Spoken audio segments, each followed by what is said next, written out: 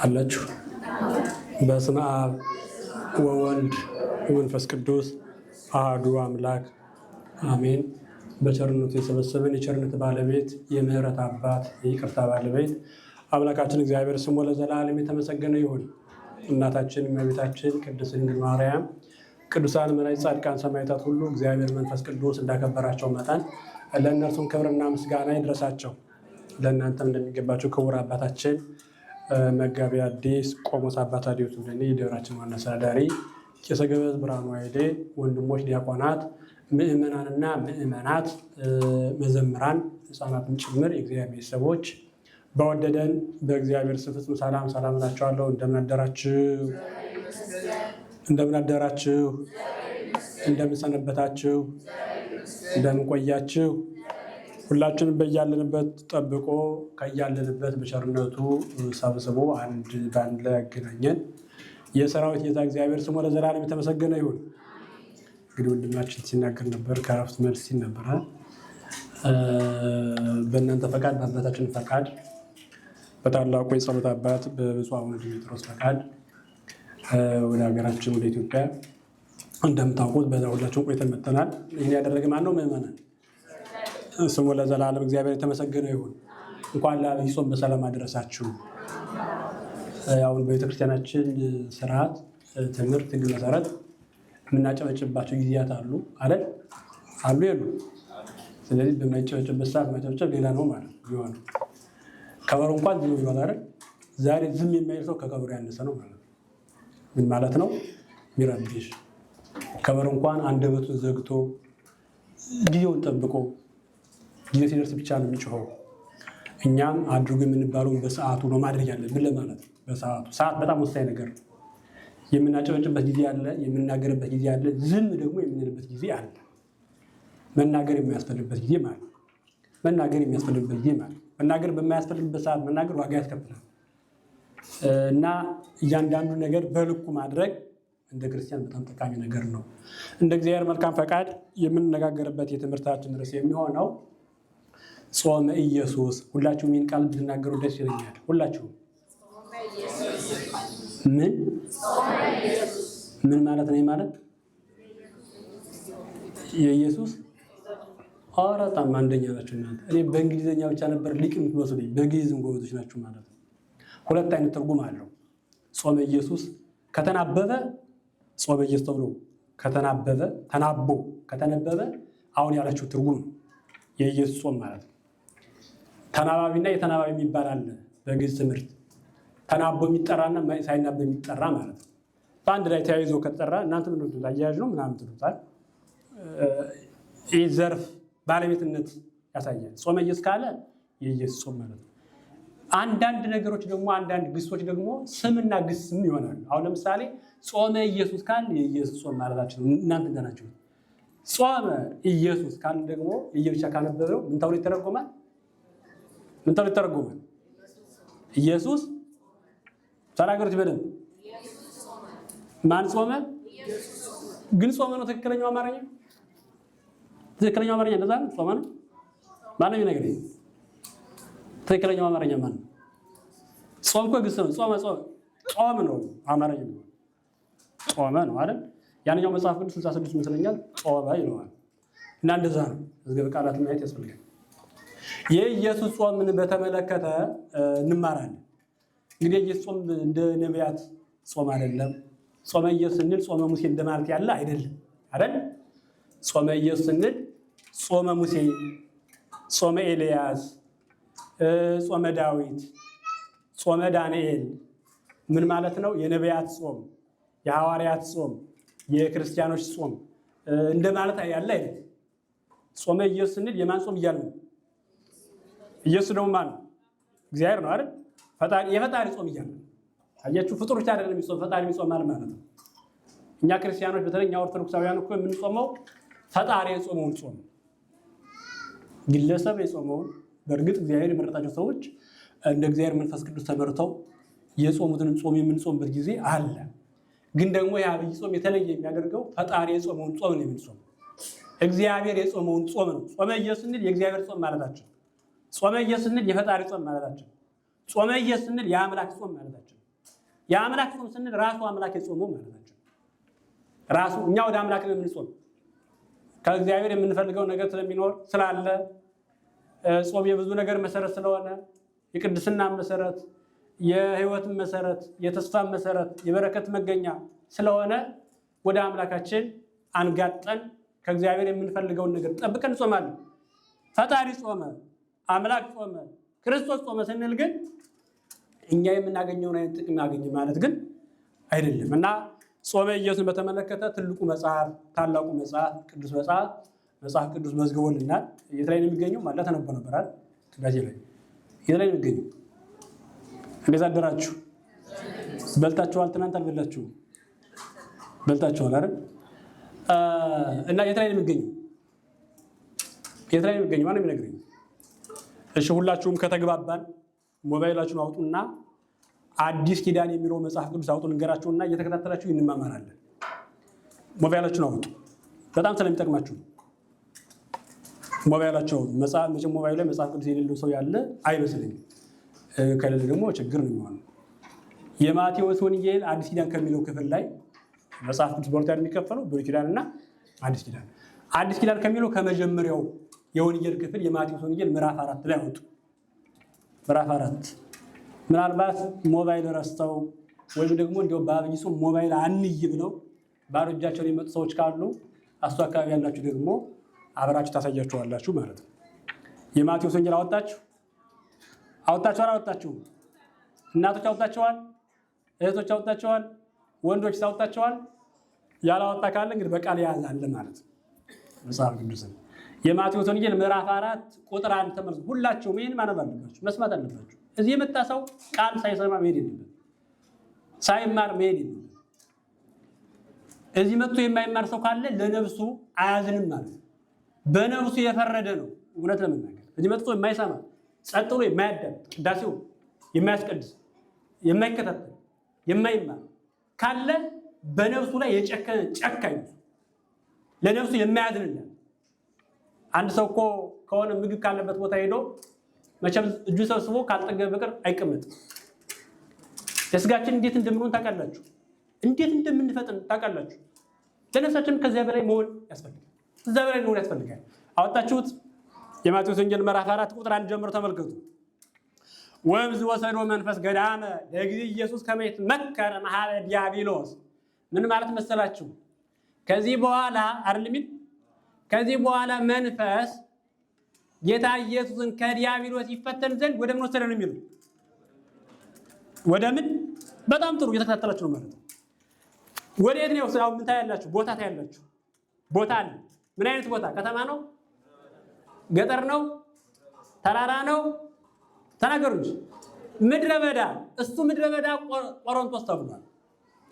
ቆሮንቶስ የተባለ እሱ ቦታ ነው። ምድረ በዳ ተብሎ የተጠቀሰው መጽሐፍ ቅዱስ ላይ በሊቃውንቱ በሐዋርያቱ እግዚአብሔር መንፈስ ቅዱስ በገለጠላቸው ቅዱሳን አማካኝነት የቦታው ስም ቆሮንቶስ ነው ተብሎ ተሰይሟል።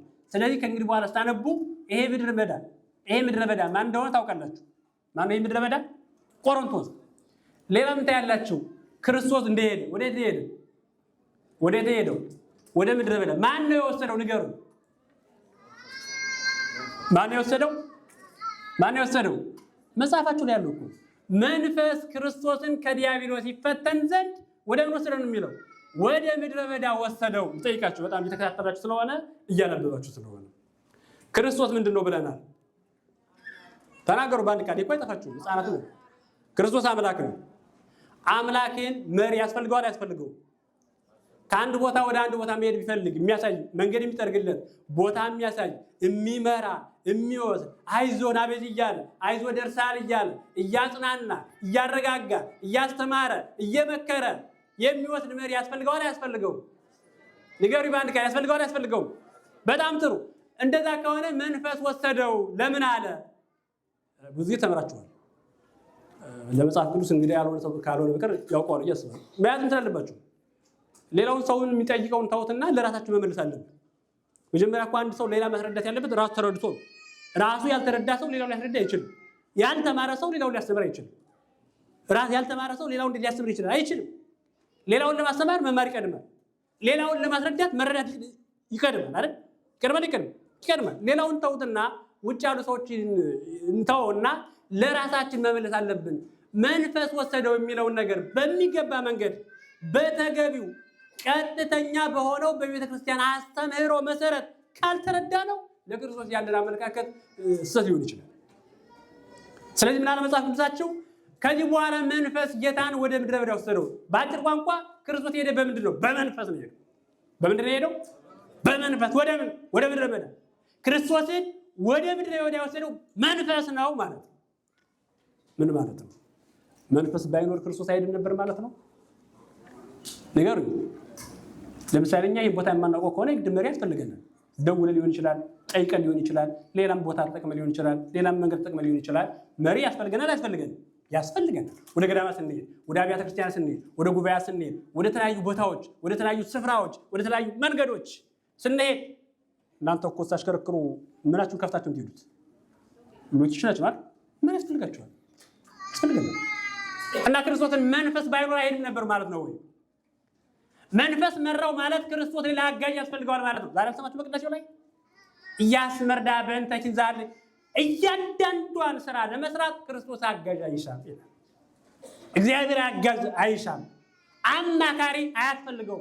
ለስራው፣ ለአምላክነቱ፣ ለገዥነቱ፣ ለጌትነቱ፣ ለአምላክነቱ፣ ለመምህርነቱ፣ ለመጋቢነቱ፣ ለጠባቂነቱ፣ መንገድ ለመሆኑ፣ ለጥበበኝነቱ መሪ፣ መካሪ፣ አስተማሪ፣ ገሳጭ አያስፈልገውም ይላል። እና ምን ይላል መጽሐፋችሁ? ግን መጽሐፍ ቅዱሳችሁ ምን ይላል? መንፈስ ወሰደው። ማን ነው የሚነግረኝ? ማን ነው የሚነግረኝ? መንፈስ ወሰደው ማለት ነው ማለት ነው።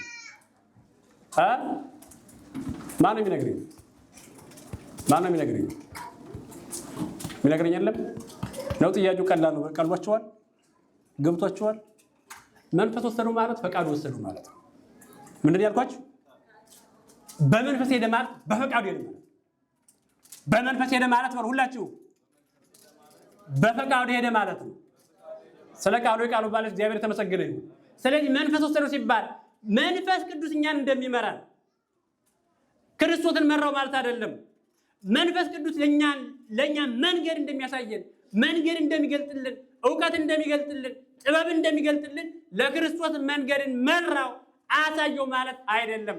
መንፈስ ወሰደው ማለት በመንፈስ ሄደ ማለት በፈቃዱ ወደ ምድረ በዳ ሄደ ማለት ነው። ለምን? እንደምታውቁት ክርስቶስ ከሰማይ ሰማያት ሲወርድ እኮ በግድ አይደለም ማለት በፈቃዱ ነው የወረደ። ከሰማይ ሰማያት በፈቃዱ እንደወረደ በፈቃዱ ወደ ገዳም ሄደ። በፈቃዱ እንደተወለደ በፈቃዱ ጾመ። በፈቃዱ እንደተሰደደ በፈቃዱ ወደ ምድረ በዳ ሄደ፣ ወደ ቆሮንቶስ ሄደ። ከሰማይ ሰማያት የወረደው በፈቃዱ ነው። የተወለደውም በፈቃዱ ነው። የተሰደደውም በፈቃዱ ነው። የጾመውም በፈቃዱ ነው። ወደ ገዳም የሄደውም በፈቃዱ ነው። ተጨንቆ ተቸግሮ ተጠቦ አይደለም። አማራጭ አጥቶ አይደለም። እና መንፈስ የምትለዋን አትምሩባት። ማስታወሻችሁን ይዛችሁ መንፈስ ብዙ ትርጉም አለ። መንፈስ ቅዱስ ይሆናል፣ ባህሪ ይሆናል፣ መላእክት ይሆናሉ፣ ርኩሳን መናፍስት ተብለው ሊጠሩ ይችላሉ። መንፈስ ብዙ ነው። ልቡና መንፈስ ይባላል። ብዙ ትርጉም አለው። ከዚህ ላይ ግን መንፈስ የተባለው የማን ፈቃድ ነው? የክርስቶስ ፈቃድ ነው። የክርስቶስ ፈቃድ ደግሞ የማን ፈቃድ ነው? የአባቱ ፈቃድ ነው። ምን ማለት ነው? የክርስቶስ ፈቃድ የእግዚአብሔር ወልድ ፈቃድ የእግዚአብሔር አብ ፈቃድ ነው። የእግዚአብሔር አብ ፈቃድ ደግሞ የመንፈስ ቅዱስ ፈቃድ። ምን ማለት ነው? የሶስቱ አካላት ፈቃድ ስንት ነው ማለታችን ነው? አንድ ነው ማለት ነው። እና በፈቃዱ ሄደ ማለት ነው። ወደ ምን ሄደው? ወደ ምድረ በዳ። ከማን ዘንድ ይፈተን ነው የሚለው? ንገሩኝ። መጽሐፍ ቅዱሳችሁ ያነበባችሁ ከዲያብሎስ አይገርማችሁም? ከዲያብሎስ ዘንድ ይፈተን ዘንድ ክርስቶስ ወደ ምድረ በዳ ሄደ። ይሄ በጣም ሰፊ ትርጉም ያለው ሰፊ ሀተታ ያለው የክርስትናው ማይከል ያለው እዚህ ምዕራፍ ላይ የክርስትናው መጀመሪያና መጨረሻ መጀመሪያ ብቻ አይደለም፣ የክርስትናው ሕይወት የክርስትናው ዓለም ያለ እዚህ ምዕራፍ ላይ። ለምን መሰላችሁ? ክርስቶስ ከዲያብሎስ በተደጋጋሚ የተፈተነው ቅድም አንባችኋል፣ ሰምታችኋል እያስበላሁ ነው እያነበባችሁ። አንዴ ብቻ አይደለም የተፈተነው። በኋላ ጊዜ ካለ እናየዋለን። 3 ጊዜ በተለያየ መንገድ ፈትኖታል። 3 ጊዜ። ይህ ምን ያሳየናል? በክርስትናው ዓለም ስንኖር ተደጋጋሚ ፈተና፣ ተደጋጋሚ መከራ፣ በተደጋጋሚ ጊዜ መፈተን፣ በተለያየ ጊዜ በተለያየ ቦታ በተለያየ ጊዜ በተለያየ ቦታ በተለያየ ሰዓት በተለያየ ዘመን የፈተና ድግግሞች መኖሩን ያሳያል። ክርስትና እንዴት ተፈተነ እዛም በኋላ በሰላም ትኖርበት አይደለም።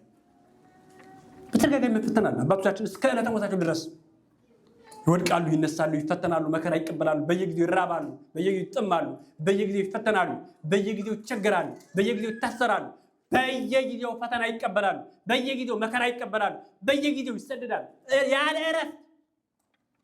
ይህን ያዩት ከክርስቶስ። ክርስቶስ የህይወት መምህር ብቻ አይደለም፣ ፈተናን ተፈትኖ ያሳየን፣ ፈተናን እንዴት መሻገር እንደሚቻል፣ በተደጋጋሚ ተፈትኖ እንኳን ማሸነፍ እንደሚቻል ያሳየን መምህራችን ነው። ክብርና ምስጋና ለስሙ ይሁን። ወደ ገዳም መንፈስ ወሰደው። በዚህ መሰረት ክርስቶስ የኢየሱስ ጾም እዙ ላይ ይገኛል። በዚህ መሰረት ወደ ገዳም ሄዶ ስንት ቀን የጾም የሚላችሁ መጽሐፍ ቅዱስ ላይ ወጾመ 40 መዓልተ ወ40 ሌሊት 40 ቀን ነው። አንዴ በደንብ አድርጉት እንጂ የማያነባል 40 ቀንና 40 ሌሊት አስባችሁታል? ሌትም ቀንም ያ እንደውም ሊቃውንት ሲተረጉም ከቆመ ሳይቀመጥ ከዘረጋ ሳያጥፍ ብሎም ተርጉም ጽናቱን ለመናገር 40 ቀንና 40 ሌሊት ጾመ ይላችኋል። ጾመ ነው የሚል ጾመ ነው ይዛል ጾመ አይደል? አባሪ ትክክለኛው እሱ ጾመ ነው። ጾመ ከሆነ ግዕዝ አንዳንድ አማርኛዎች ግዕዝ ወረስ ይሆናል። ግዕዝ ወረስ ለምሳሌ ልብስ ግዕዝ ነው። ለብሰ ለበሰ ልብስ አማርኛው ግዕዝ ወርሶ ተገኛለች። እንዲህ አንዳንድ አማርኛዎች አሉ ግዕዝ ወረስ ይሆኑ በግዕዙ የሚጠሩ ማለት ነው። እና በዘልማድ እንዲህ ያን አንዳንድ የምንጠራቸው አሉ ግዕዙና አማርኛው እንደበላልቀው ማለት ነው። ግን ደግሞ ለይቶ ማወቅ ያስፈልጋል። አማርኛም እየተናገረ ነው። በዚህ ቃላትም እንደዛ ታዩ 40 ቀንና 40 ሌሊት ጾመ። ይሄን ሊቃውንቱ በሚገባ ተርጉሞታል። ወጾመ 40 መዓልተ ወ40 ሌሊት አምላካችን ክርስቶስ 40 ቀንና 40 መዓልት ጾመ። 40 ቀን አሁን ክርስቶስ አንድ ቀን ጾም አይበቃው? ይበቃው ተናገሩ። ሲጀመር እሱ እኮ መጾም ያስፈልገዋል። ጾም ያስፈልገን እኮ ለኛ ነው። ክብር ስለምንፈልግ፣ ቅድም እንዳልኳችሁ በረከት ስለምንፈልግ፣ ሕይወት ስለምንፈልግ፣ ቅድስና ስለምንፈልግ፣ በረከት ስለምንፈልግ፣ ተስፋ ስለምንፈልግ፣ ገነትን መውረስ ስለምንፈልግ፣ መንግስተ ሰማያትን መውረስ ስለምንፈልግ፣ እግዚአብሔርን ማስደሰት ስለምንፈልግ እነዚህ ላይ ክርስቶስ ጾመ ስንል ምን ማለታችን ነው? ለምንድን ነው የጾመ? አምላክ ነው፣ ኃጢአት የለበትም፣ ንጹህ ነው፣ ጻድቅ ነው፣ ኃጢአት የማይስማማው ሐሰት የማይስማማው በደል የሌለበት ንጹህ ባሕርይ ቅዱስ ጻድቅ ሲሆን መጾም ያስፈልገው ለምንድን ነው? የሚመልስልኝ ሰው አለ? ሰው ማብራሪያው ነው የምነግራችሁ እናንተ ያነበባችሁ ስለሆነ። ቅዱስ ዮሐንስ አፈወርቅ በመጀመሪያ መንፈስ ሲባል ቅድም አይተናል። መንፈስ ወሰደው ስንል ጻድቃንን መንፈስ ቅዱስ ወደ አነሳስቶ ወደ ገዳም፣ ሰማዕታትን አነሳስቶ ወደ ደም እንደሚወስዳቸው ልክ እንደዛ መንፈስ ቅዱስ ወሰደው ማለት አይደለም። ቅድም እንዳየነው መንፈስ ወሰደው ማለት ክርስቶስ በመንፈስ ወደ ምድረ በዳ ሄደ ማለት ምን ማለት ነው? በፈቃዱ ሄደ ማለት ነው የሚለው አያዙ። ከዛም በኋላ ለምን መጾም አስፈለገው የሚለው ደግሞ ይሁ ተራ ነገር አይደለም። የአምላክን ጾም እያወራን ስለ አምላክ መጾም፣ ስለ አምላክ መፈተን፣ ስለ አምላክ መጋደል ነው እያወራን እየተነጋገርን ያለው። እኛ ብንጾም ልንጠቀም ነው። እኛ ብንጾም ለዋጋ ነው። እኛ ብንጾም ለመክበር ነው። እኛ ብንጾም ለመቀደስ ነው። እኛ ብንጾም ለመንጻት ነው። እኛ ብንጾም ገነትን ለመውረስ ነው። እኛ ብንጾም ከእግዚአብሔር ጋር አንድ ለመሆን ነው። ከእግዚአብሔር ጋር ለመታረቅ ነው። ኃጢአትን ድል ለማድረግ ነው። ተቃደስ ጋር ድል ለማድረግ ነው እና ክርስቶስ ለመጾም ዮሐንስ አፈወርቅ በረከት ይደርብና ይተረጉመው እስመ አዳም ተመጓአ በመብል፣ ቀዳማዊ አዳም የተሸነፈው በመብል ነው ይላል። ምንድን ነው ያልኳችሁ? ቀዳማዊ አዳም በምን ተሸነፈው? በመብል ተሸነፈ። በምግብ የሚሸነፍ ሰው ገጥሞች አያውቅም? በምግብ ተሸንፎ ጾም የሚሽር አለ። በምግብ ተሸንፎ የሚያስቀድስ አለ። በምግብ ተሸንፎ ከሰው ጋር የሚጋጭ አለ። በምግብ ተሸንፎ ሰላምን ያጣል። በምግብ ተሸንፎ ማተውን ይበጥሳል። በዳቦ ተሸንፎ መስቀሉን ይጣላል። በምግብ ምክንያት ሃይማኖትን ይካዳል። በምግብ ምክንያት እውነትን ይካዳል። በምግብ ምክንያት ጓደኛውን ያስቀይማል። በምግብ ምክንያት ይዋሻል። በምግብ ምክንያት ይሰርቃል። በምግብ ምክንያት ይተጋደላል። በዳቦ ምክንያት በሐሰት ይቀባጥራል፣ ይመሰክራል። ብዙ ነው እና በምግብ እንሸነፍ አይገባም። አዳም በምግብ ተሸንፎ ለዘመናት ምን አይነት ጉድ እንደገጠመን ታውቃላችሁ። ምን አይነት ፈተና እንደነበረብን፣ ምን አይነት የውድቀት ኑሮ የጨለማ ሕይወት እንደገጠመን ታውቃላችሁ። ቅድሚያ ለክርስቶስ ነው። ቅድሚያ ለነፍሳችን ነው። እኛ ክርስቲያኖች በምግብ የምንሸነፍ ክርስቲያኖች መሆን የለብንም። በተለይ በጾም ወቅት የምግብ ፍቅር ልክ ሊኖረው ይገባል። መጠን ያለፈ ልክ ያለፈ እንዲያው ከጾም በላይ ስግብግብነት የተሞላበት የምግብ ፍቅር ካለን አደጋ ውስጥ ነው የምንኖረው። ዮሐንስ አፈወርቅ ሲናገር ከፍተኛ የምግብ ፍቅር ያላቸው ሰዎች እነሱ አደጋ ውስጥ ናቸው። የምግብ ፍቅር ያለበት ሰው ደግሞ ይዞት የሚመጣ ይሄ ብቻ እንዳይመስላችሁ በሽታው አንዳንድ ችግሮች ችግርን ይወልዳሉ። አንዳንድ ችግሮች ችግር እየወለዱ ችግር እያበዙ መውጫ የሚያሳጡ ጊዜ አለ እና የምግብ ፍቅር 5 ነገሮችን ይዞ ይመጣል ይላል። ስስት ማለት ወይ ስግብግብነት ማለት ምግብን ያለ ልክ መውደድ የሚያስገኛቸው ይዟቸው የሚመጣ ነገሮች ችግሮች አሉ። አንደኛ ርኩሰት፣ ፍትወት፣ ዝሙት፣ ስካር ከዚህ የሚወለዱ ናቸው ይላል እና የመጀመሪያው አዳም በምግብ ምክንያት ነበር የተሸነፈው። አትብላ ተባለ፣ በላ። እንደበላ ከገነት ወጣ። የተከለከልናቸውን ምግቦች ማቆም ያስፈልጋል። እንዳንበላቸው የታዘዝናቸው ምግቦች አሉ። እነዛ መንካት በህይወታችን ላይ መፍረር። ለምሳሌ ምግብ ኃጢአትን፣ የዝሙት ምግብ፣ የስርቆት ምግብ፣ የሴሰኝነት ምግብ፣ የአመንዝራዊነት ምግብ ኃጢአት፣ በኃጢአትና በኃጢአት ብቻ የሚመጣ መመገብ ለሽንፈት ይዳርጋል። አዳም በምግብ ተሸነፈ። በምግብ የተሸነፈውን አዳም ነፃ ለማውጣት ይኸውልህ ባጭር ቋንቋ አዳም በምግብ ለዲያብሎስ ተሸነፈ። ክርስቶስ ደግሞ በጾም ዲያብሎስን ድል አደረገ። ለዛ ነው የጾመበት ምክንያት። ክርስቶስ የጾመበት ምክንያት እስመ አዳም ተመዋ በመብል ወፈቀደ እግዚአ ሁሉ ከመ ይማኦ ለሰይጣን ብፁዕ። ቀዳማዊ አዳም በምግብ ለዲያብሎስ ተሸንፎ የዲያብሎስ ባሪያ ሆነ። ዳግማዊ አዳም ደግሞ በጾም የዲያብሎስ የአዳም ጌታ የነበረውን አዳምን ለባርነት ሽጦት የነበረውን ዲያብሎስን በጾም ድል አደረገው። ክብርና ምስጋና ለስሙ ይሁን። ጾም የአሸናፊነት ምልክት ነው። ማሸነፍ ከፈለግን በጾም ያስፈልጋል። ዲያብሎስን መግዛት፣ ለዲያብሎስ ላለመንበርከክ ከፈለግን ኃጢአት እንዳይገዛን፣ ሰይጣን እንዳይገዛን፣ ዲያብሎስ እንዳይገዛን፣ ፈቃደ ስጋ እንዳይገዛን፣ አጋንንት እንዳይገዙን፣ ስግብግብነት እንዳይገዛን፣ ትዕቢት እንዳይገዛን፣ ስስት እንዳይገዛን፣ ግብዝነት እንዳይገዛን ከፈለግን መጾም ያስፈልጋል። በመጽሐፍ መነኮሳትም ተጽፏል። ፊልክስዩስ ላይ ተቀምጧል። እስመ ዘውስተ ጽሙና ውስተ ጾም አው ትጋት ዘይገብር ይመው ፈቃዳተ ስጋ። ምን ማለት ነው? ምን ማለት መስላችሁ? በጭምተኝነት በትጋት የሚጾም ሰው ሰይጣን ያሸንፋል፣ ፈቃደ ስጋን ያሸንፋል ይላል። በመጥገብ ሰይጣን ማሸነፍ ይቻላል። እንደውም ከልክ በላይ ከተመገብ ከጠጣን ምንድነው የሚታሰብ? ዝሙት ይመጣል፣ ርኩሰት ይመጣል፣ ፈቃደ ስጋ ይመጣል፣ ለሰይጣን እጅን መስጠት ይመጣል። እና እኛ ክርስቲያኖች ጾም በዚህ ላይ የተመሰረተ ነው። ክርስቶስ ጾምልን ፈቃደ ስጋን እንድናሸንፍ የማሸነፊያችን መሳሪያ ዲያብሎስን ራሱን የምንቀጠቅጥበት መሳሪያችን ጾም ስለሆነ ተራ ጾም አይደለም። እንዴት ጾም እኮ ሌሎችም እኮ ይጾማሉ። ይጾማሉ አይጾሙም? ከኛ ውጭ ያሉት ይጾማሉ። ግን እነሱም ለእኛም አንድ አይደለም። እኛ በሃይማኖት ሆነን ነው። እኛ በወንጌል ሆነን ነው። እኛ በሕግ ሆነን ነው። እኛ በእግዚአብሔር እቅፍ ሆነን ነው። እኛ በመንፈስ ቅዱስ ተመርተን ነው።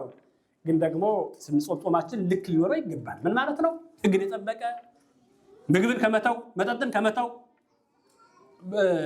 በተያያዘ ኃጢአትን በመጾም ኃጢአትን ከኃጢአት በመከልከል መጾም ያስፈልጋል።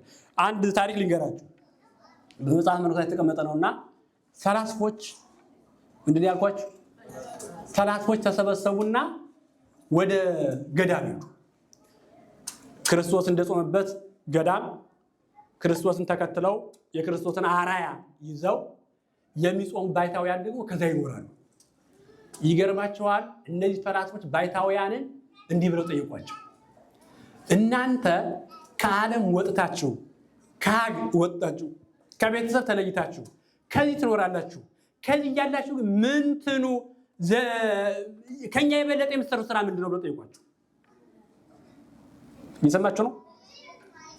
ከዚህ በመቀመጣችሁ ከኛ የሚበልጥ ስራ የሰራችሁት ምንድን ነው?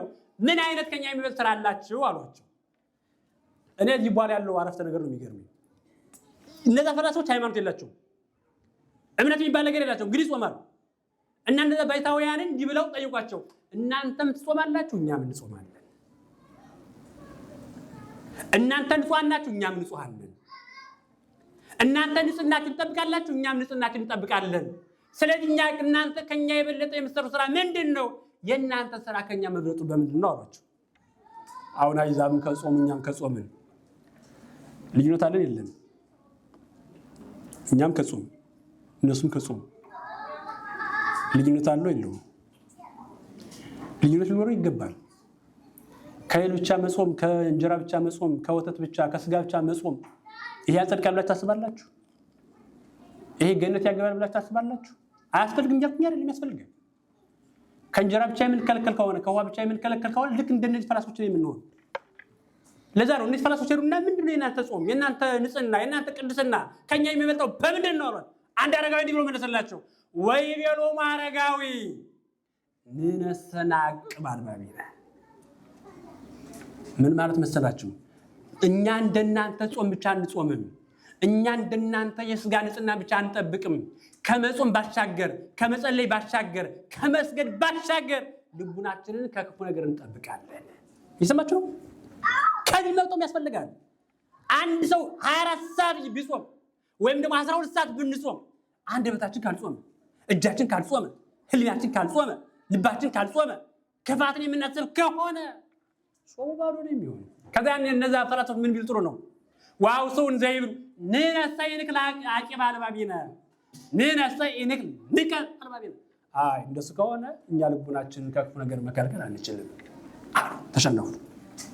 ጾም ማለት አንደበትን ከስጋ መከልከል ብቻውን ሳይሆን ልቡናን ከክፋት ቅዱስ ያሬድ ይናገራል።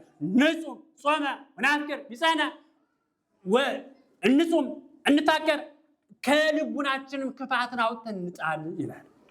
ያለ ክፋት የምትጾም ጾም ክርስቶስን ታስመስላለች።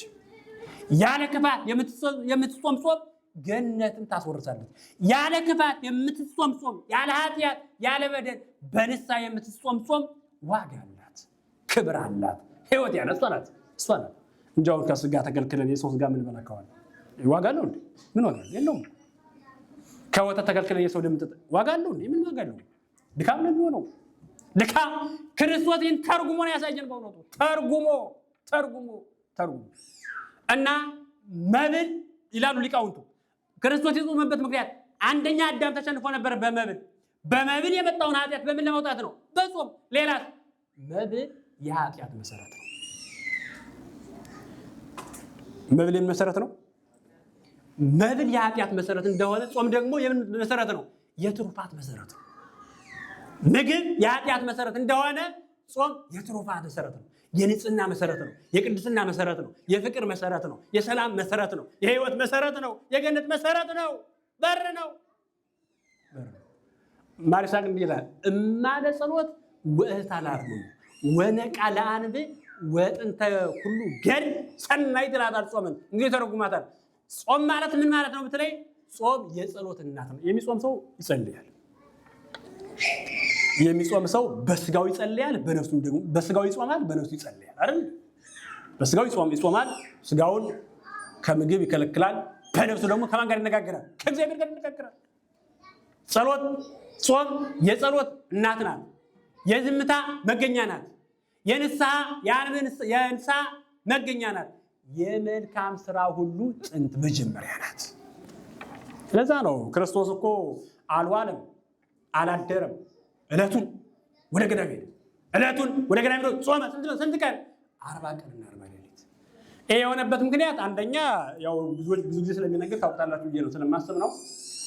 አዳም በመብል በስንት ቀን ያገኘው ልጅነት ያጣው? ንገሪ በደንብ። በ40 ቀን ያገኘውን ልጅነት በምን ያጣው? በመብል። አዳም በ40 ቀን ያገኘውን ልጅነት በመብል አጣ። ክርስቶስ ደግሞ 40 ቀን ጾሞ የሰማነው 40 ቀን ጾሞ በ40 ቀን አግኝቷት የነበረው ልጅነት መለሰለት። ክብርና ምስጋና ለስሙ ይሁን። የፍቅር አምላክ ስለሆነ፣ ደግ አምላክ ስለሆነ፣ ሰው ወዳጅ ስለሆነ ተከፈለልን። እኛ ክርስቲያኖች እኮ በብዙ ነገር ዋጋ የተከፈለን ሰዎች ነን። በብዙ ነገር ደም እስከ ማፍሰስ ዋጋ የተከፈለን ሰዎች። ይሄን ልንረሳው አይገባም። ቆሮንቶስንማ ልንረሳ አይገባም። ስለኛ የተፈተነው መፈተን ልንረሳው አይገባም። ስለኛ የተጦመውን ጦም ልንረሳ አይገባም። ስለኛ የተደረገ ስለ እያንዳንዳችን ዮሐንስ አፈወርቅ ሲናገር ዕለቱን ተጠምቆ ሳይውል ሳያድር መሄዱ ወዴት ሄደ? ወደ ጾም አይደል?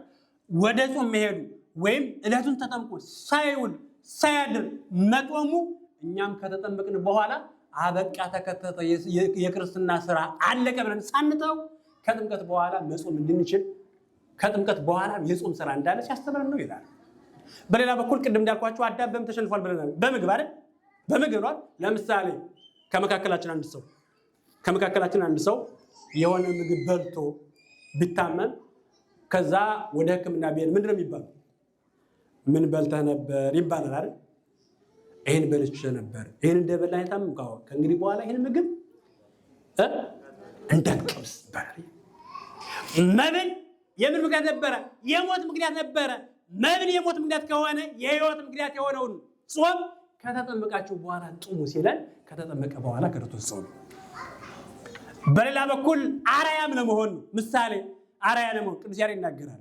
ንጹም ጾመ ወናፍቅር ቢጸነ ወንትፋቀር በበይናቴነ እስመ ከማሁ አዘዘነ ክርስቶስን ይጾመ በእንቲአነ አርአያሁ ከመ ያህበነ። እንጹም እንፋቀር፣ በፍቅር እንጹም፣ በፍቅር እናስቀድስ፣ በፍቅር እንጸልይ፣ በፍቅር እንስገድ፣ በፍቅር እንማር፣ በፍቅር እንስበክ፣ በፍቅር እንኑር፣ በፍቅር እንጹም ክርስቶስም ምሳሌውን ይተውልን ዘንድ ጾሟልና። አያችሁ፣ ምሳሌውን ለመተው ሊቃውንትን ሲያመሰጥሩ እንደ ባለ መድኃኒት ይሉታል። እንደምን ባለ መድኃኒት ሳያመው በሽተኛውን ለማስደፈር የበሽተኛውን መድኃኒት ምን ይላል? ይቀምሰዋል። ገጥሞች አያውቅም? አንዳንድ ርኅራኄ ያላቸው ዶክተሮች ባለ መድኃኒቶች እንደዛ የሚያደርጉት ያቀምሳሉ። ለነሱ አይረባቸውም። ይረባቸዋል? አይረባቸውም፣ አይጠቅማቸውም። ግን ምን ለማድረግ ነው? በሽተኛውን ለማስደፈር እንዲወስድ ነው ለማድረግ። አይዞ አይመርም። የሚመረው እኮ የሚመረው አይመርም፣ ጣፋጭ ያድናል፣ እኔን ስወስደው ስጠጣው ስበለው እያሉ ማን ያስደፍራሉ? በሽተኛው።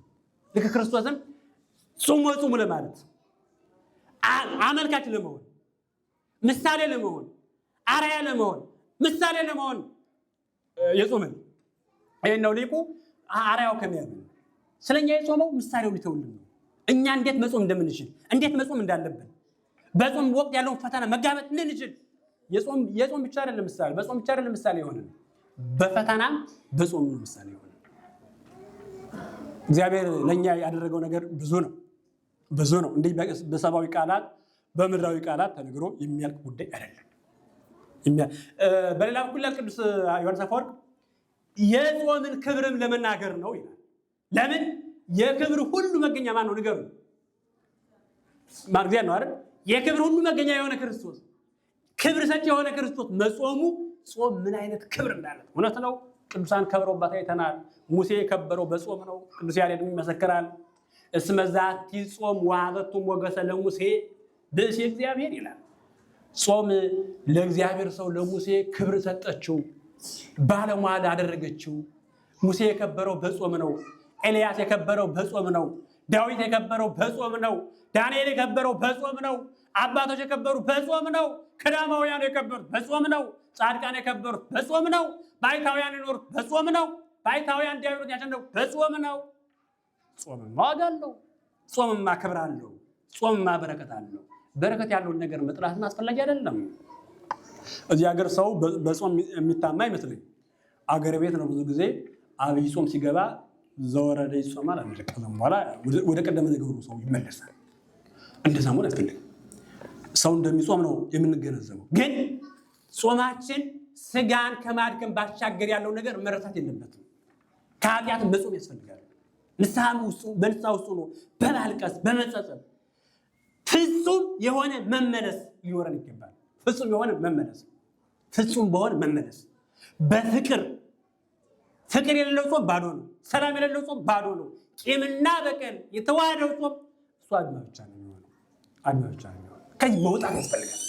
የጾም ጽንሰ ሀሳብን መረዳት ያስፈልጋል። ሰው ብዙ ጊዜ ጾም ሲባል ምግብ መተው፣ ጾም ሲባል ስጋ ብቻ አይደለም።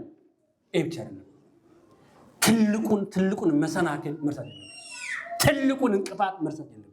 ከዛ ነው ራሳችን ጠብቀን መጾም የሚያስፈልገው። 40 ቀን 40 ሌሊት ከጾም በኋላ ወምዝርበ ይለዋል። የሚገርም እኮ ነው። ከዚህ በኋላ ደግሞ ተራበ። እያንዳንዱ ቃል ይገርማቸዋል። ወደ ገዳም መሄዱም ይገርማል፣ መጾሙም ይገርማል። ከዛም በኋላ ምን አለ? ተራበ። አይገርማቸውም? ዘሄል ለሩባን ይለዋል በኪዳን ላይ፣ በዳዊትም ተጠቅሷል በጣም በርካታ ቦታዎች ላይ። ለተራቡት ምግብን የሚሰጥ ለእንስሳት ጭምር ምግባቸውን የሚሰጣቸው ለፍጥረት ሁሉ ምግብን የሚሰጥ ማን ነው? ምዕመናን ማን ነው? ለፍጥረት ሁሉ ምግብን እየሰጠ ግን እርሱ ይራብ ነበር። የተራቡትን እየመገበ እርሱ ይራብ ነበር።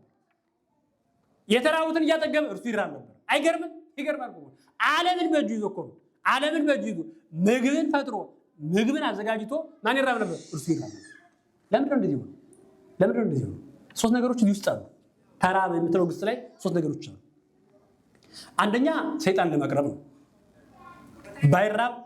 ባይራብ አይቀርም፣ ጭራሽ አይፈትነው ነበር። መራውን አየና እንደ ሰው ደካማ መስሎት ነው የቀረበ። ሰይጣን ደግሞ የክርስቶስን መፈተን ደግሞ ምን መፈተን ፈቃዱ ቢሆንም በፈተናው እኛ ዋጋ አግኝተናል፣ ከብረንበታል። ለድነት አስፈላጊ ስለነበር። በሌላ በኩል ተራበ ሲባል በረሃቡ ረሃባችን ለማጥፋት ነው። የሰማችሁ ነው። ረሃባችን የጠፋው በክርስቶስ ተራበ። እህል ስላገኘ እንዳይመስላችሁ፣ ዲናር ስለሰበሰብ እንዳይመስላችሁ፣ ማዕት እህል ስለሰበሰብ እንዳይመስላችሁ። ረሃባችን የጠፋው በክርስቶስ ብቻ ነው። ክብርና ምስጋና ለስሙ ይሁን። ጥማችን የጠፋው በክርስቶስ ነው። ረሃብ የተወገደው በክርስቶስ ነው። የአበው ረሃብ፣ የነቢያት ረሃብ፣ የጻድቃን ረሃብ፣ የቅዱሳን ረሃብ፣ የሰው ልጅ ሁሉ ረሃብ አንድ የጠፋው በክርስቶስ። ክርስቶስ ከተራበ በኋላ ነው የጠገበው። ክርስቶስ ከጠማ በኋላ ነው ጠጥቶ ይረካል። ክርስቶስ ከተራቆተ በኋላ ነው የለበስ ነው ለብሰን ባለጸጋዎች የሆነ። በእርሱ ድሃ መሆን ነው እኛ የከበር ነው። በእርሱ መራብ ነው። የተራበው ረሃባችን ለካሳ ነው። ለካሳ ነው። የተራበውን አዳም ለማጥገብ ነው። የተራበውን የአዳምን ረሃብ ድል ለማድረግ ነው። ያ ረሃብ የጠፋው በክርስቶስ ብቻ ነው። ክርስቶስ ባይራብ ኑሮ እስከዛሬ ረሃብተኞች ነበር። እስከዛሬ በረሃብ የተቀጣን የደቀቅን የከሰል ነበር። ረሃባችን የጠፋው በክርስቶስ ነው። ይህን ጾም ስናስብ ረሃብ መጥፋቱን ማሰብ ያስፈልጋል። ለእኛ የተራበ ክርስቶስ እያንዳንዳችን ውስጥ የነበረው ረሃብ በክርስቶስ መጎጎድ ማሰብ ያስፈልጋል። ረሃባችን ያጠፋ ክርስቶስ ስሙ ለዘላለም የተመሰገነ ይሁን እና በሌላ በኩል ደግሞ ሰው መሆኑን ለመዘከር ነው፣ ለማሳየት ነው። ሰው ከሆነ ምን አለ? ሰው ከሆነ ዘንድ ምን አለ? መራብ አለ። ግድ ነው። መራብ የሰው ባህሪ ስለሆነ የማይራቡ መላእክት ናቸው።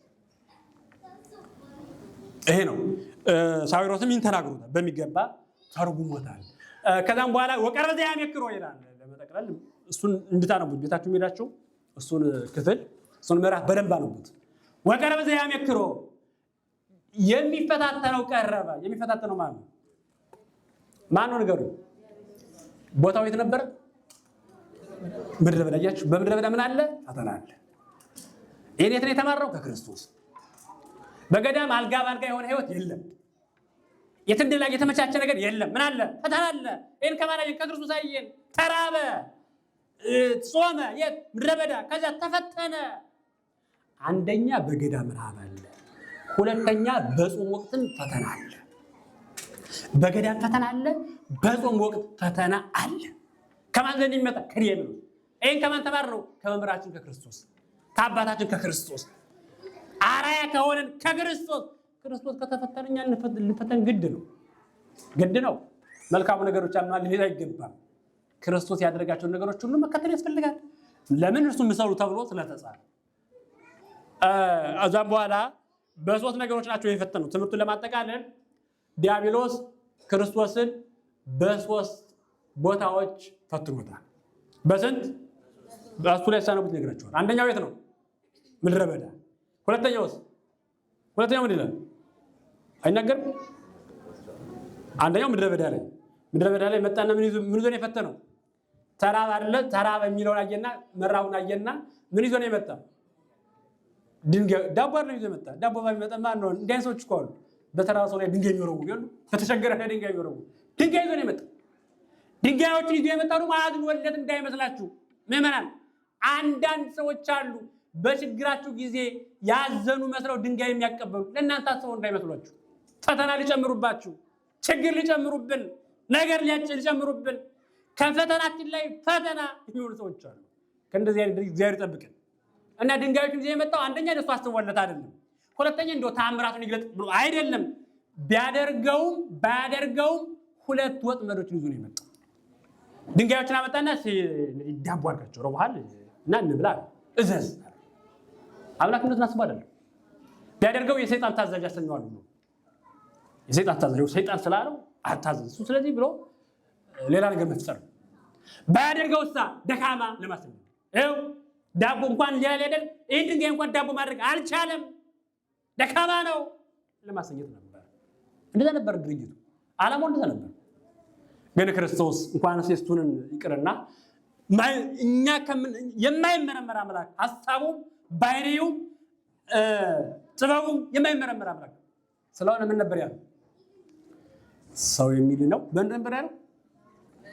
ሰው የሚድነው በእንጀራ ብቻ እንዳይደለ በእግዚአብሔር ቃል ጭምር እንጂ በእንጀራ ብቻ እንዳይደለ ተጽፏል። ሰው በእንጀራ ብቻ አይድን፣ እንጀራ ያስፈልግም አላለም።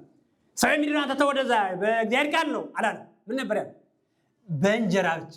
እንጀራ ብቻ ማለት እንጀራ ያስፈልግ ማለት ነው አይደለም። ያስፈልጋል፣ ግን ሰው የሚድነው በእንጀራ ብቻ አይደለም። ሰው የሚኖረው በእንጀራ በምን ጭምር ነው? በእግዚአብሔር ቃል፣ በቅዳሴው፣ በጸሎቱ፣ በማህሌቱ፣ በዳዊቱ፣ በመጽሐፍ ቅዱሱ መጽሐፍ ቅዱስ በማንበብ የእግዚአብሔርን ቃል በመስማት ሊቃውንት ደግሞ ይሰርጉ ይላሉ። ሰው የሚድነው ትክክል ነው፣ በእንጀራ ብቻ አይደለም።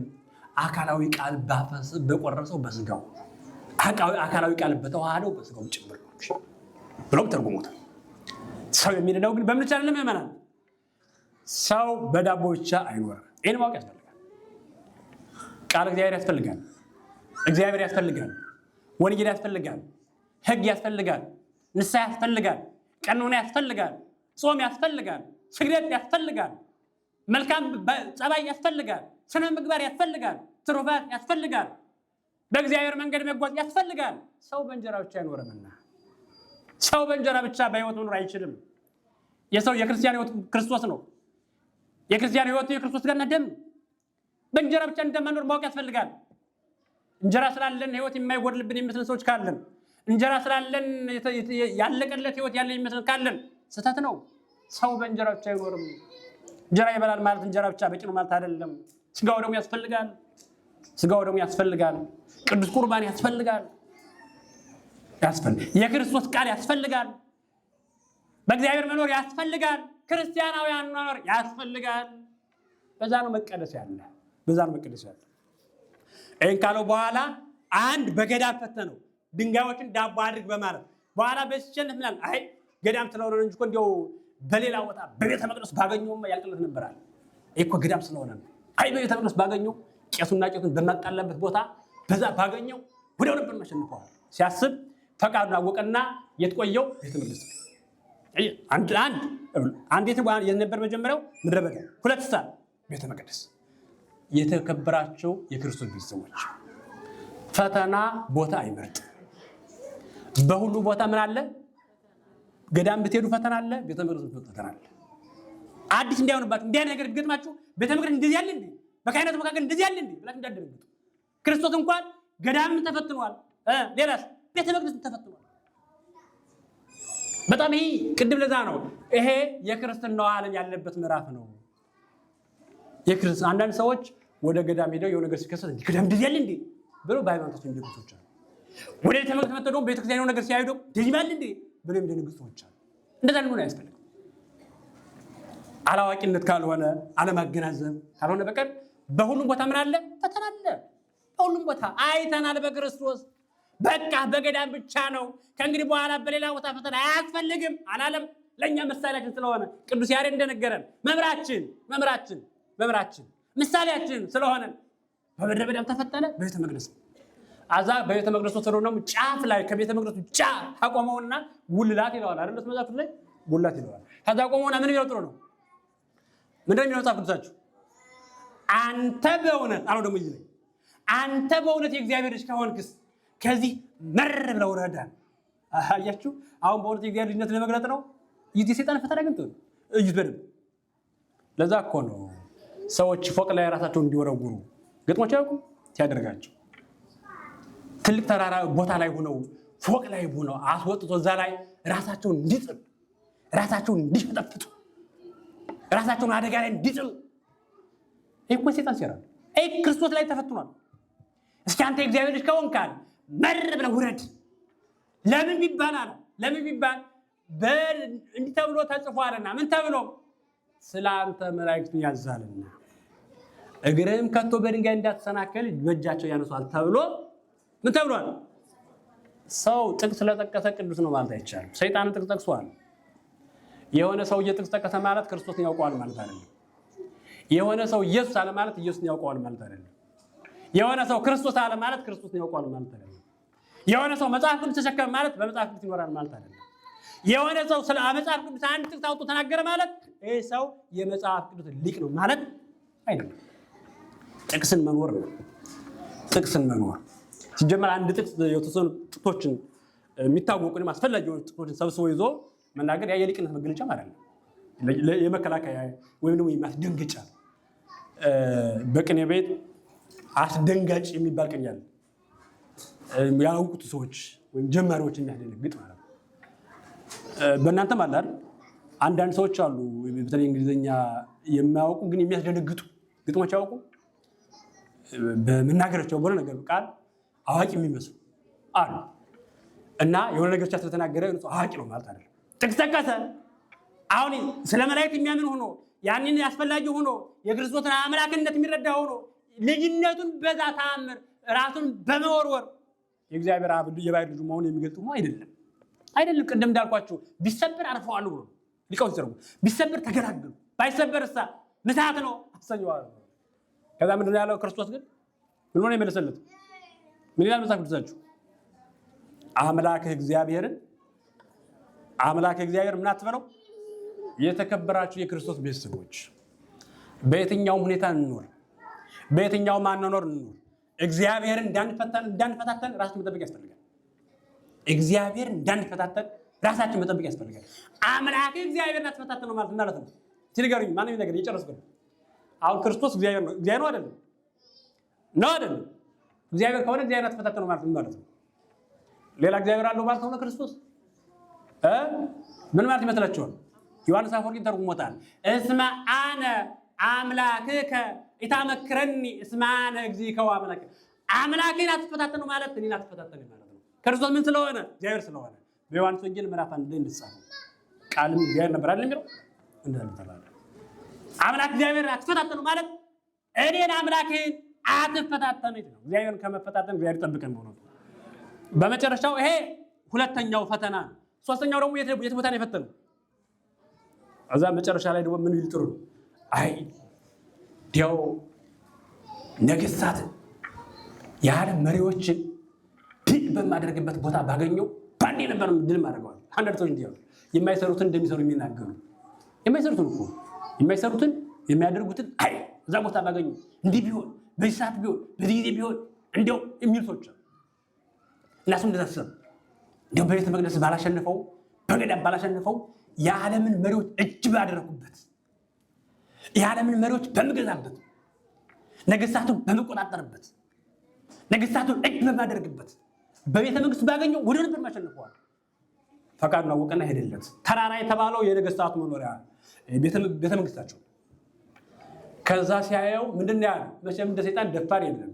ደፋር ከመሆን እግዚአብሔር ይጠብቀን።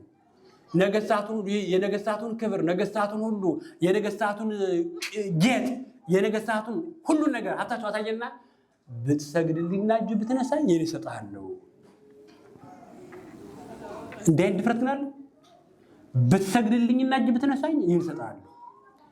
እንዲህ አይነት የሰይጣን ደቀ መዝሙር የሆኑ ሰዎች ባይጠፉ አሰግደው የሆነ ነገር የሚጥሩ ብትሰግድልኝ እሰጥሃለሁ፣ አቦ ብትለኝ ያደርግልሃል የሚሉ ሰዎች አሉ። ደጅ አስጠንተው እንዲያው ለሰው ልጅ የማይገባውን ነገር እዛ ድረስ እነሱ የማያደርጉትን እንዲያደርግላቸው ዋጋ የሚያስከፍሉ ሰዎች አሉ። ደፋር መሆን ጥሩ አይደለም።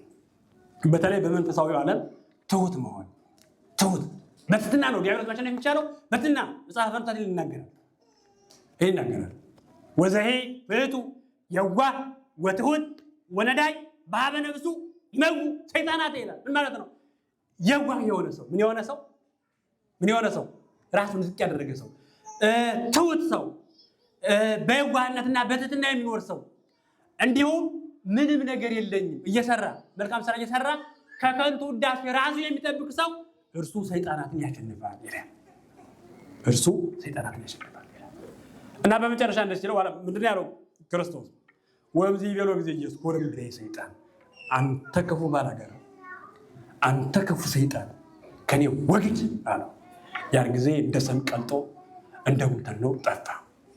በመካከላችን የከበበን ጠላት ዲያብሎስን እግዚአብሔር አምላክ በቸርነቱ ያርቅልን እና በቤተ መቅደሱም አሸነፈ፣ በገዳምም አሸነፈ፣ በቤተ መንግስትም አሸነፈ። ይህ ምን ይመስላችኋል? ክርስቶስ የሁሉ አምላክ ነው። ክርስቶስ የማን አምላክ ነው? የነገስታትም አምላክ ነው፣ የመኳንንትም አምላክ ነው፣ የካህናቱም አምላክ ነው፣ የመነኮሳትም ናቸው ነው አምላካቸው ነው። ስለዚህ የመነኮሳትን ጦር አጠፋ። በገዳም አያችሁ፣ በቤተ መቅደስ የካህናትን ጦር አጠፋ። በቤተ መቅደስ የነገስታቱን የመኳንንቱን የመሳፍንትን ባያምኑበትም እንኳን የእነሱን ጦር አጠፋላቸው። በቤተ መንግስት ለሁላችን የመጣ አምላክ ስለሆነ ክርስቶስ የመጣ ለካህናት ብቻ፣ ለመነኮሳት ብቻ፣ ለነገስታት ብቻ አይደለም። ለማን የመጣው? ለዓለም፣ ለአዳም ልጅ ተጠቃለ ለአዳም ልጅ ስለሆነ ሊቃውንቱን ጠቅለል ሲያደርጉት ዲያብሎስ በሶስት ኃጢአቶች ፈተነው፣ ክርስቶስ ደግሞ በሶስት ነገሮች አሸነፈው። የልንገራችሁና ትምህርት ይጨርሳለሁ። ያለ ማብራሪያ ልንገራችሁ። ዲያብሎስ በስንት ነገር ነው ክርስቶስን የፈተነው? በስንት ነገር? ሁላችሁም ተናገሩ። በስንት ነገር? አንደኛ በስስት በሉ። ስስት፣ ትዕቢት፣ ፍቅረ ንዋይ። በእነዚህ ነው ክርስቶስ የተፈተነው። ዲያብሎስ ክርስቶስን የፈተነው በእነዚህ ነው። በምንና በምን? አንደኛ ምን ያልኳችሁ? ስስት፣ ሁለተኛ ትዕቢት፣ ሶስተኛ በጣም ጎበዞች እንዳትረሱ። በእነዚህ እንፈተናለን። በስስትም ይፈተናል፣ በትዕቢት ይፈተናል፣ በፍቅረ ንዋይ ገንዘብን ያለልክ በመውደድ የሚፈተንም አለ። እግዚአብሔር ይጠብቃል። ክርስቶስ ደግሞ በምን ያሸነፈው? በስስት ቢፈተነው በምን ያሸነፈው? በትዕግስት። በምን? በትዕግስት በመታገስ። አያችሁ፣ በቤተ መቅደስ የተፈተነ በዛ እስከ ቤተ መንግስቱ ድረስ። በትዕቢት ቢመጣበት በምን ያሸነፈው? በትህትና። በስስት ቢመጣበት በትዕግስት፣ በትዕቢት ቢመጣበት በትህትና፣ በፍቅረ ንዋይ ቢመጣበት በምን ያሸነፈው? በጸልያ ንዋይ። አታስታውሱም? ቅዱስ ጳውሎስ ያለው ምግባችንና የዕለት ምግባችን ካገኘን ይበቃናል አለ። ጳውሎስ ምን አለ? በቃኝ ከማለት ጋር እግዚአብሔርን ማምለክ ምንድን ነው አለ? ታላቅ ረብ ነው አለ። በቃ ክርስቲያን ሰው የሚረካው በቃ ይችላል። በአጭር ቋንቋ ሰው የሚረካው መቼ ነው ቢባል በቃኝ ማለት እንችላል። እና በጾም ወቅት በእነዚህ ነገሮች እንፈተናለን። በደንብ ያዙ። በስስት ልንፈተን እንችላለን፣ በትዕቢት ልንፈተን እንችላለን፣ በፍቅረ ንዋይ ልንፈተን እንችላለን። እነዚህን ፈተናዎች ግን መወጣት የምንችለው በምንድን ነው? ምን ሲኖረን ነው? አንደኛ ትዕግስት ሲኖረን፣ ሁለተኛ ትህትና ሲኖረን፣ ሶስተኛ ጸልያ ንዋይ ገንዘብን መጥላት። ገንዘብን መጥላት ማለት ገንዘብ አይኖራችሁ ማለት አይደለም። አትስሩ ገንዘብ አያስፈልግም ማለት አይደለም። ይህን በልኩ መረዳት ያስፈልጋል። በልኩ ምንም ገንዘብ ቢያስፈልገንም ከእግዚአብሔር በላይ ግን ሊያስፈልገን አይችልም። ምንም ገንዘብ ጥቅም ቢኖረው ከእግዚአብሔር በላይ ግን ሊጠቅመን አይችልም። በልኩ በዛ ነው መረዳት የሚያስፈልገው። ጾመ ኢየሱስ የኢየሱስ ጾም ብዙ ነገር ያስተምራል። ስለዚህ የኢየሱስ ልጆች እኛ ስንጾም ክርስቶስ የከፈለው ዋጋ በማሰብ በጾም ብርታት እንዳለ፣ በጾም ኃይል እንዳለ፣ በጾም ድል ማለት እንዳለ፣ በጾም ትዕግስት መማር እንደሚቻል፣ በጾም ትህትናን መማር እንደሚቻል፣ በጾም ጸልያ ንዋይን መማር እንደሚቻል ተገንዝበን ተረድተን እንድንጾም እግዚአብሔር ይፍቀድልን። እንግዲህ በርካታ ሳምንታት አሉን። እያንዳንዱ ሳምንት አባታችንም አሉ ስለ ጾም አጠቃላይ የየሳምንቱን ታሪክ በቤተክርስቲያናችን አስተምሮ መሰረት የምናይ ይሆናል። አምላካችን እግዚአብሔር ስለነበረን ክፍለ ጊዜ ሁሉ ስሙ ለዘላለም የተመሰገነ ይሁን። የእግዚአብሔር ቸርነት የድንግል ማርያም አማላጅነት አይለየን። ወስብሐት ለእግዚአብሔር ወለወላዲቱ ድንግል ወለመስቀሉ ክቡር። በዚህ ይቆያል።